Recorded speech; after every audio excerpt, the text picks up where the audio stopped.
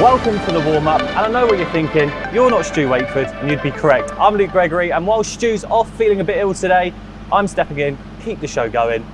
And just because it's a day off for him, doesn't mean it's a day off for these two. The ambassador, Marcus Gale, Brentford women gaffer, Carly Osborne. Lads, I've hit the big time, haven't I? You have. You deserve the part this as well. You deserve it. I kind of need a bit of a trim, mate, but you know. We can help you out with that. It's not as bad as the amount of stick Stu got last week on the warm-up live for his trim, but... The dead trim. How are you both? You all right? All good, all Very good. Well. How are Very well, you? thank you. Look, I'm looking forward to this. My first time hosting the warm-up. I know we haven't had the most positive of the last two results, but we're going to get into it and have a look at the two draws against Millwall and Cardiff. We're also going to be having a look at Emiliano, who recently caught up us at the training ground and gave us a free kick masterclass on how to hit top bins every single time to take a free kick. But lads, Thomas Frank said after the Cardiff game that the performance was better than Millwall, just maybe didn't have that cutting edge. What did you guys make of it? Yeah, it lacked that cutting edge. There were some good chances created, especially in that first half. We had two by Marcus Fosu and one by Ivan Toney, who, you know, you expect him to tuck that one away. Even that's on his left foot, but it was a game of fine margins once again, and we just didn't have enough in the locker to overcome Cardiff the other night. And Carly, look, it's looking very unlikely we're going to catch Watford now. But is it the case of keep going until it's mathematically impossible? Yeah, I think it is. I think you have to keep going until it's mathematically impossible. You never know what can happen in football. It's a strange game and things change extremely quickly. You know, it does look a little less unlikely, but you can't go into games thinking that. You have to make sure you go and perform and try and get the win. And looking back at the last two performances, and obviously we just said about Cardiff being a bit better than the Millwall game.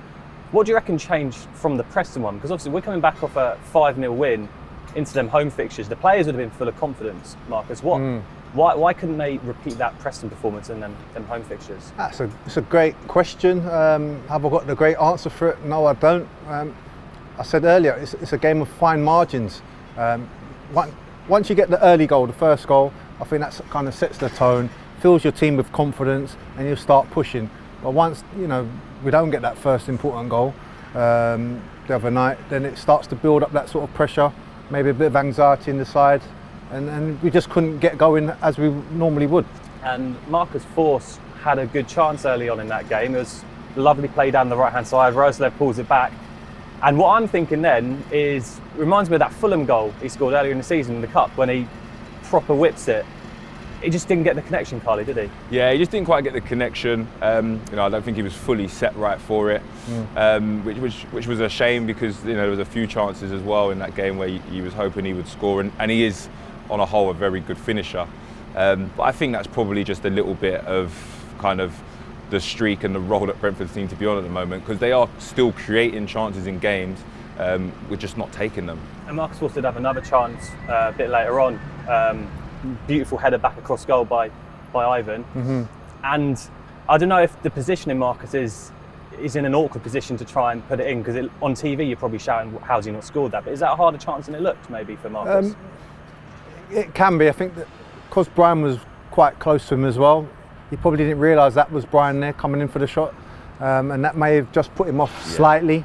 But I think from that position, with his sort of quality, he's got to be hitting the target in that occasion for sure. And then Ivan had a great chance down that end as well. It got on the back of a poor back pass from a Cardiff player. I've looked at this back and there's this angle behind the goal, and look, obviously the highest I've played is Sunday. I played less than Stu, but like I'll come and watch that. But like for me, I'm looking at that replay behind the goal, and there's a massive gap to the left of the keeper. Will he be disappointed, Carly, maybe that he didn't go across the goal, or in that situation, it's quick thinking and just left foot try and go near post? Yeah, I mean, listen, I think he'll be disappointed that he didn't score because he's a finisher. You know, his record this season shows that. In fairness, I think it's a very good save. Also from the keeper, he's done well to get his arm to it. But when you're in that, you know, when you're in that situation there, you kind of look at the space that's there, and I feel that he would have felt there was enough space. But the keeper's done well in terms of making the save also. So you have to give a bit of credit to the keeper. And on a whole, like his record this season has been brilliant. And you know, if we guessed that he was going to score that amount of goals this season at the start of the season, everyone would have been extremely happy. So, you know, he's not going to get it right every time. And I was chatting to Stu about that chance the other day after the game, and he was having nothing in what I was saying. He was saying, look, near post is where you go if you're on your weaker side, Marcus? What do you reckon? If you're going to go near post, for me, you have to score. You've got to guarantee you score. We had that with Marcus Force the game before. He had, the left, or his left, the right-hand side of the keeper, fully open to shoot, and he's elected to go for that near post. For me, if you're doing that, you have to guarantee you're scoring a goal. But, it came to him quick thinking, got on the mark for it. If that's on his right foot, I'm sure that is a goal for him. That's his razor sharp foot, but his left foot is just as good as well. And thinking back in recent games, that's the first, I feel, from what I can remember off the top of my head, the first real proper one-on-one chance he's had, isn't it? It's not like he's had loads of them recently, so maybe it's down to that form and not maybe having many chances like that. Yeah, I think that can come into it as well. Yeah. He's had I wouldn't say a tough time. He's got 29 goals. He's not having a tough time getting 29 goals, but of late, open play goals is probably where he's struggled a little bit of late. So that chance, it's not a regular sort of opportunity for him. He normally finishes well under a lot of pressure as well. He does finish some really difficult chances, and you think, how's he got there? Yeah. And he's finished it on the first time touch as well. So, he's still a brilliant striker. We need to keep celebrating this kid because he'll go on to break that record. I know the games are running out, but I'm sure that's playing on his mind and the rest of the team's mind. Well, Cardiff went ahead when they won their penalty. It was handball against Ethan, I think it was. I've looked at this back. I don't know, I'm a bit 50-50, but for me, I didn't see any complaints from any Brentford player. No. Carly, do you think it was harsh handball? Listen, I can see why they're given, and I can see if the ref didn't give it as well. It's a tough one. I think he's just unfortunate. It's kind of hit him. It's come at him quick, but I can see why it would be given or why it wouldn't. In fairness. Do you think the frustrating thing is because at that Huddersfield game a couple of weeks ago, we had a shout when Sarr handballs it when Tony's going for it. It's just a bit inconsistent at the moment with this handball law of what is deliberate handball, isn't it? It's a harsh one. I'll be disappointed. And it's, again, those fine margins. He gave the free kick away deep in that byline area. Is it a foul? Well, okay, it's a foul. But to then go on to be given a handball against, I think that's quite harsh. But we showed some good character in terms of bouncing back later on, so that was pleasing. But overall, we want to be winning matches at this stage of the season. I know last week on the warm-up live, Tariq got so much love, and he had another great game. I heard at the weekend, I heard in that last Cardiff game, their centre-half Flint screaming at their left-back when Fosu's attacking him to get tighter. He's like, get tighter, full-on screaming at him. Carly, as a defender, how difficult would it be playing against the pace and the trickery that Tariq Fosu brings? Very difficult, because he's a player that can go both ways. He drifts in and out of the pitch. 1 minute he's wide, next minute he's inside creating problems, and he's clever. He's not someone that you can just pin down to one or two things that he does. Sometimes he'll drive at you and take you on. Other times he'll come and play smart little passes inside the pitch and play off the forward.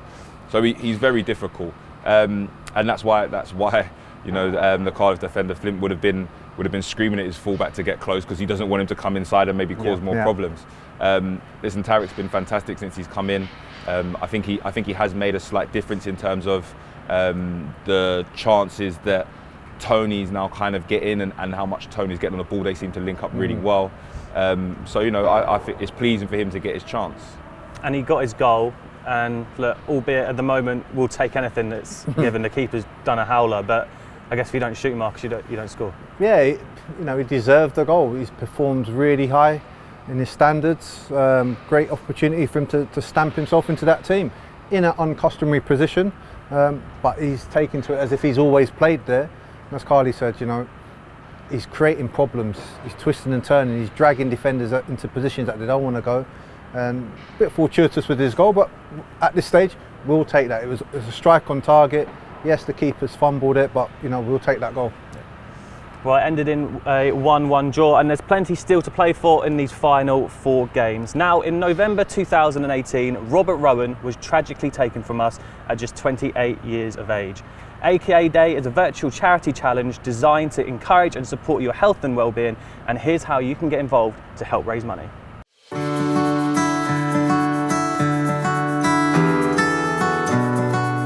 Yeah, I mean, the Brentford fans have been an unbelievable support from the initial loss, and we're so grateful to the club, the fans, everything, just for the support they give us, and the fact that they all talk about Rob on social media and things. So yeah, I mean, we ask often, but if people can get behind it, it's obviously for a great reason, for helping the charity, also to keep Robert's legacy alive and keep his memory in our forefront as well. But also, it's just a really good way to get out.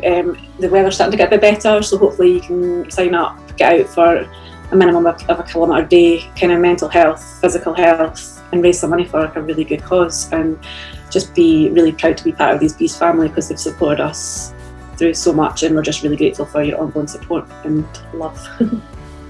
So it's a virtual charity challenge designed to kind of just get you out there and active throughout the whole month of May. You've got your free options. You can do a 1k a day, 2k, or a 5k a day. It can be anything. It can be running, walking, cycling, swimming, skating, whatever you want to do. Pretty much just do your activity each day, record it, and at the end of the month, the plan is to pretty much just have your proof, screenshot it and send it in, and that'll kind of confirm like you've taken part in the whole activity. Yeah, and we'll get in touch with everyone at the end, find out what you've been up to, and you'll get your medal sent out in the post. And we're hoping to have opportunities to share all your banter all the way through on Facebook and whatever social media channels, and keep people motivated and all that sort of thing. The only other one was there's a option for kids, I think it's under 5s, so half a k a day in a buggy, roll them about, get them a medal too. Pretty much just that's open to anyone. Don't be pressured there to think you might be unfit or that. As we covered already, it's any sort of exercise, even if it's a work commute or even a walk to somewhere. And like with when it's walk them sort of lifting, everyone's getting kind of out and about, and it'll be in the back of that. It'll be good to kind of go out and get them back to exercise, club starting and stuff like that. So with the absence of races, not being able to go and do organised events for people that are into it already, this would be a good opportunity to have a training goal or something to get motivated, or to get started, so that when things like parkrun start back up again, it's not going to be so intimidating because, I just did that thing all the way through May. Maybe doing it with family. We've seen lots of families signing up so far, so that's a really cool thing, that it's an excuse to get out, maybe go for a walk around the park. Last year this was the only thing you were allowed to do, so that's kind of dwindled, and maybe seeing more people getting out and being active, and for the mental health benefits from it as well. We only learned about Cry after Robert's passing. Obviously we were aware that Robert had a heart condition, but hadn't been properly diagnosed, and it was something that we're just kind of keeping an eye on a kind of 6-monthly basis, with checkups, etc. But hadn't ever been pointed towards cardiac risk in the young. So I'd found out about them through Andy Scott after Rob had passed, and we kind of got in touch and explained the situation, and obviously learned more about what Cry do. They offer screenings predominantly to between 14 and 35-year-olds to get checked up for heart screenings. They do a lot of research, and they also provide a lot of support to bereaved family and friends, and I've personally had a lot of support from them over the last 12 months with some counselling from a Cry counsellor who lost his partner about 10 years ago, and it was really helpful. They do a lot of good work, and we've been keen to support them right from the start. I think the family and I just felt that if we could stop one other family and friends having this ripple effect of such a loss at a young age, then it would be worth it tenfold. And to sign up, we've got a website there, Facebook. I think we've covered all social media angles, but you'll find a website there, or you'll find the Entry Central link. It's just simply just a click on the link, and we've got guides on all the social media platforms that will take you through the whole process. It's quite simple. You've got your £15 entry fee for adults and teenagers, and then £5 entry fee for under 5s. But yeah, it's your one-off payment, and then that gets you the medal at the end.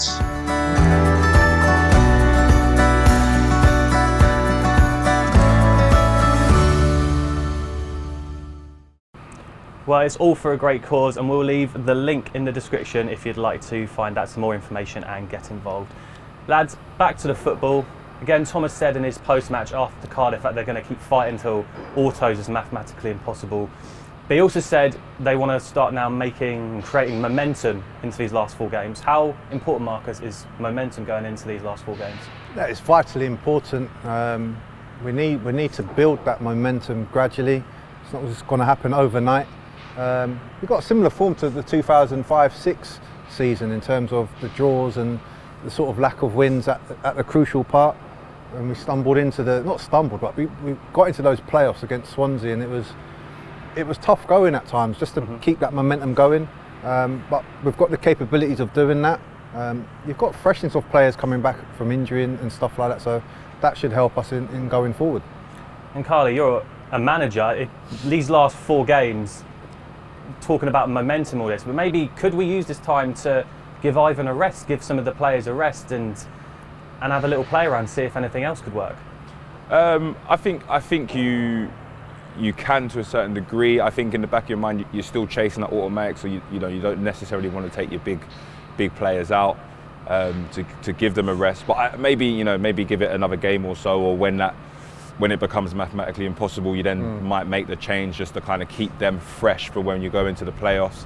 But it is a time where you can give 1 or 2 people a chance just to show that they're ready as well, and maybe you can count on them in the playoffs. And like I said, it also just shakes things up a bit and makes people think, you know what, things aren't definitely guaranteed. I need to make sure I'm performing. And obviously last year Forest missed out on the playoffs on the final day, and we've got to remember we're still mathematically not confirmed in the playoffs. And look, a disastrous end to the season would have to happen for that to just not end in the playoffs. But I guess it is just getting over that line maybe tomorrow at Bournemouth. Yeah, that's a huge game tomorrow. Tough side to play against, and they're going to be in the playoffs anyway, so we'll get some sort of indication of the current form they're in going into this last stages. But yeah, massive game. We need a win somewhere along the line, just to guarantee that we are in those playoffs. I'm not saying there's any doubt in that, but you just want to make sure it's mathematically certain that you're in there, and then you can maybe just relax a little bit. I'm not sure if Ivan would want to break. Yeah, to be fair, at this stage of being on 29 goals. So I wouldn't really want to tell him that I he's wouldn't not want to tell him, Ivan, you're going to record, sit down. But yeah, I think he'll be looking forward to playing as many games to give himself that chance. And we saw that new formation come in against Preston, and we've kind of stuck with it for the last couple of games. Do we stick or twist now with this formation, Carly, do you reckon? Me personally, I would stick with it. I think listen, we haven't got the results we wanted, but I think we've created more from it.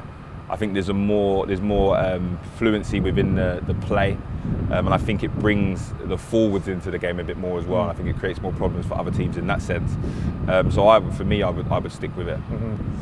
It's going to be a good game tomorrow. I'm quite looking forward to it, especially the form Bournemouth are on. It's mad. But we'll chat more about Bournemouth in a minute. Guys, how were you at taking free kicks? Score any free kicks in your time, Marcus? Yeah, I've scored a few in my time. Carly, I can't imagine you being I usually just get in the way and block them, to be honest. It'd be in the wall. Well, maybe you need some advice from Emiliano Marcondes, because recently we went down to the training ground and he gave us a tutorial, a free kick masterclass on how to hit top bins every single time.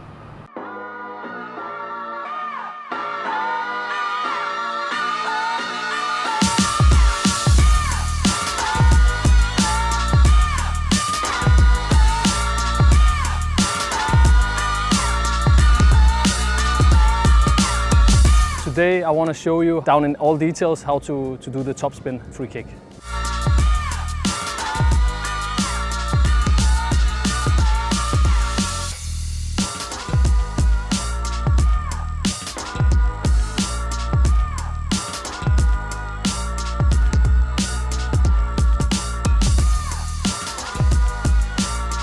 The first thing I do when I practice and when I shoot in the games is to find the best spot on the pitch.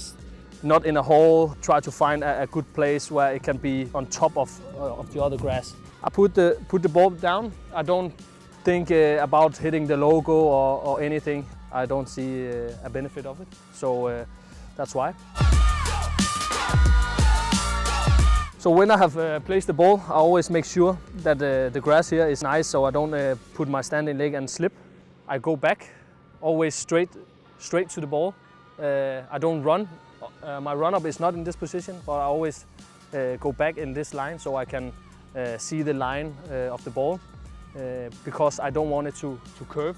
I want it to be in a straight line to go up and down. This is to visualize the line of the ball. So that's why I go first straight back and then I go out to the side. I don't have any kind of routine in how many steps I step away from the ball. Some players, they have like 3 or 4 steps. They always do. I don't do that because it can vary on the distance to the goal where the ball is placed. And then when I'm here, I'm again visualizing where the ball should go, where my contact should be. And I'm in a quite wide position, so I can be relaxed and I do my breathing, inhaling and exhaling to get the focus and what I should be concentrating on. Not thinking too much of stadium and what the score is and what the score can be, but what is my focus, where do I have to hit the ball, what line do I have to put it in, and my run up, also very important. Always on my toes when I run to the ball, something that I took from Ronaldo when he was practicing and shooting free kicks, especially in Manchester United. When I was young, I was always on YouTube going and practice after him. That's how I started, and he always on his toes. I want to hit the ball as much as possible under, as low as possible to go up in the ball so you get this top spin. So it's actually like table. If you think about table tennis, you want to hit it as low as possible to get and hit it upwards. So when you hit it with your foot to go up, like in table tennis, when you want to do like a smash or a top spin, you hit it like that. So the ball gets that movement and it will go quicker up and it will come quicker down. Still maintain the speed, and that will be deathly for any keeper.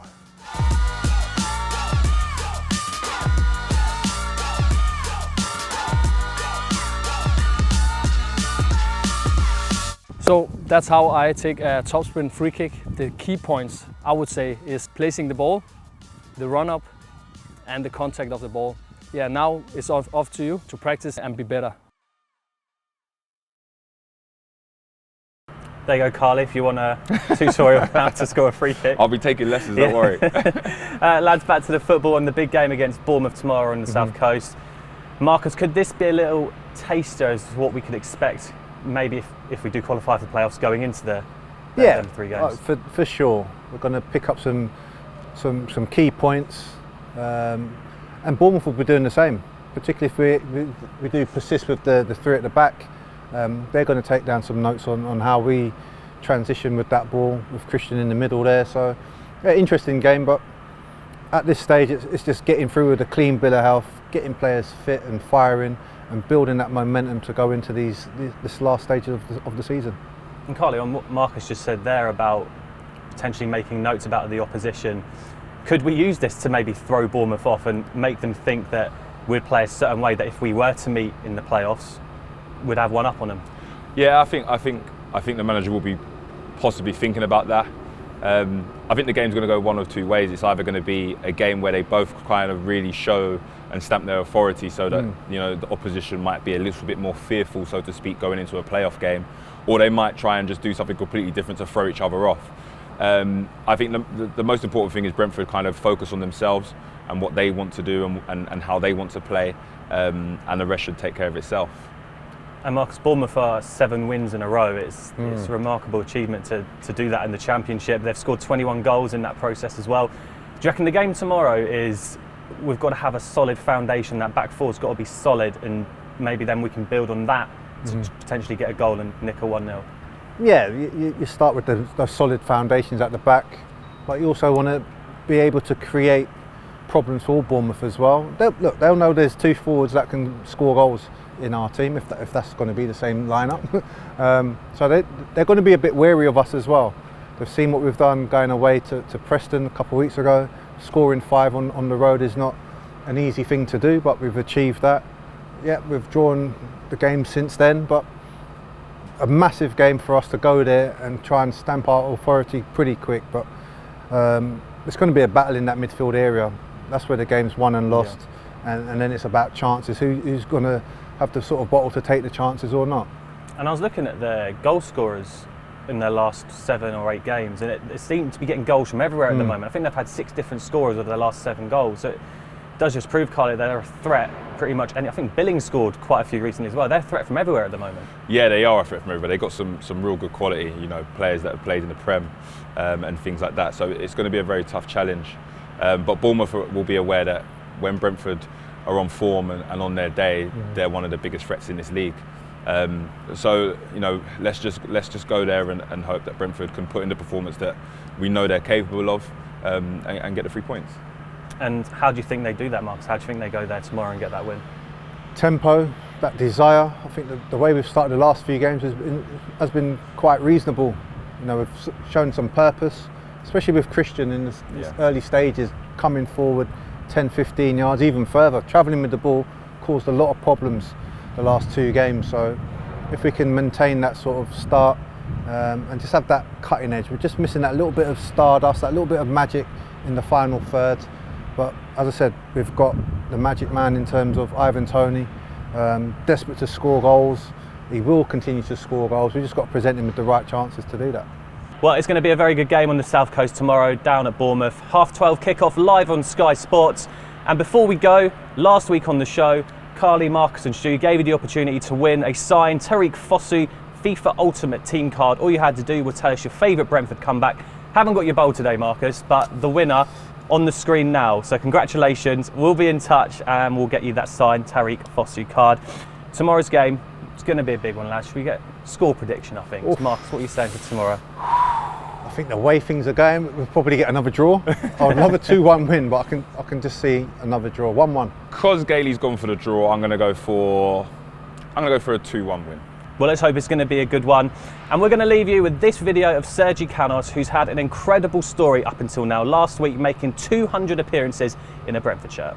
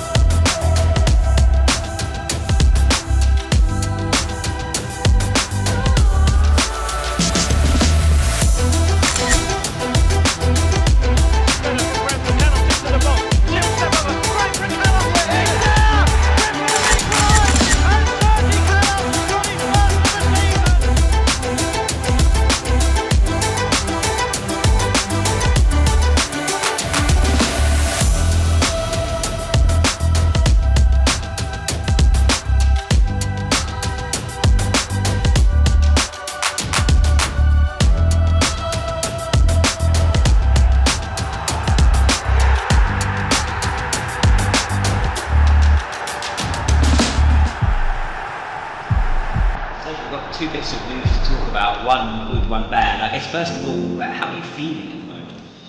Well, I'm feeling sad, to be fair. I'm feeling very sad, but to get this news, you know, that the injury, that is very sad.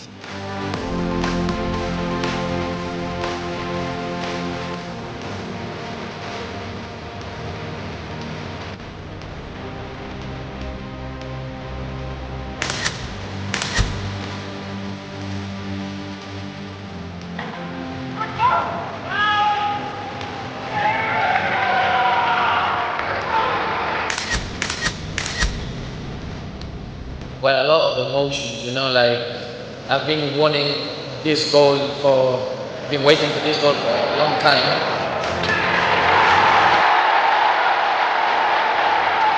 A lot of emotions. I think I cried a little bit. It's about the next step now and about creating assists and goals for the team.